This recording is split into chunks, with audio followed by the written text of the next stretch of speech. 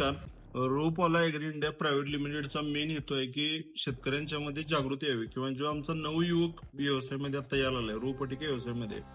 तर आम्ही 2018ला रोपवाटिका चालू केली. त्याला आमचा एक 2-3 वर्षाचा खूप स्ट्रगल पिरियड गेला. म्हणजे भट्टी लावण्यापासून मिशन कशा असाव्यात, त्याचं मार्केटिंग कसं करावं, प्रेझेंटेशन कसं करावं.